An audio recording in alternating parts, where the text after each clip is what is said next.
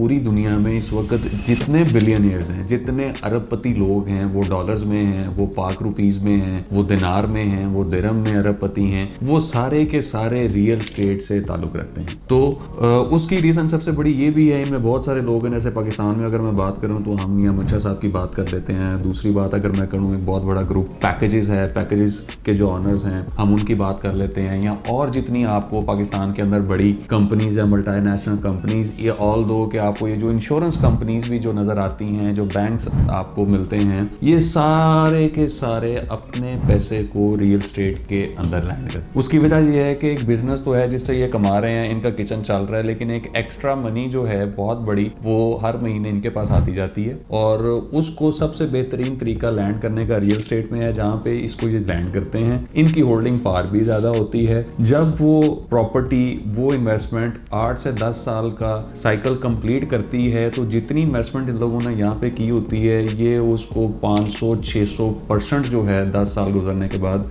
Return इनको दे रही होती है। जब वो प्रॉपर्टी गेन करती है, ये लोग उस प्रॉपर्टी को लैंड सेल ऑफ करते हैं। सेल ऑफ करने के बाद वहाँ से जो पैसा हासिल होता है, जो 500-600% प्रॉफिट के साथ है, उसको आगे जाके जहाँ पे उस वक्त ज़मीन फिर सस्ती है वहाँ पे बाय कर लेते हैं। ये इसकी बड़ी सादा सी मिसाल एक हमारे DHA लाहौर की है, जहाँ पे बहुत लोगों को पता है कि यहाँ पे एक टाइम पे सारा एग्रीकल्चर लैंड और खेत हुआ करते थे, और जिन लोगों की ये ज़मीनें थे उस वक्त, उन लोगों ने जब DHA में अपनी ज़मीनें बेची तो उसके बाद फौरी वो अमीर हो गए, वो V8 डालों पे फिरना शुरू हो गए, सिक्योरिटी के स्क्वाड उनके साथ आ गए, उन लोगों ने वहाँ से पैसा बनाया, अपने लाइफस्टाइल को चेंज किया।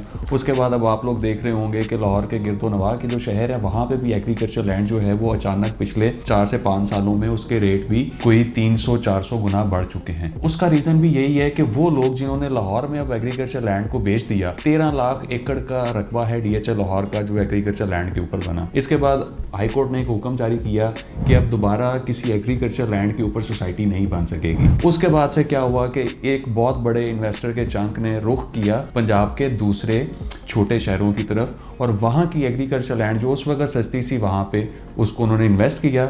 और आज वहाँ पे भी 3 से 4 साल गुजरने के बाद, 5 साल गुजरने के बाद उनकी इन्वेस्टमेंट जो है वो 400-500% जो है वो फ्लरिश कर चुकी है। तो ये बड़ी एक कॉमन सी रीज़न है कि इसलिए बड़ा सरमायादार हमेशा जो है वो अपने पैसे को, अपनी सेविंग्स को रियल स्टेट सेक्टर के अंदर जो है वो लैंड करता है। और अभी तो ताज़ी बात है, पूरे पाकिस्तान को पता चला है कि दुबई रियल स्टेट के अंदर पाकिस्तानी सरमायादारों का $12 अरब की इन्वेस्टमेंट है।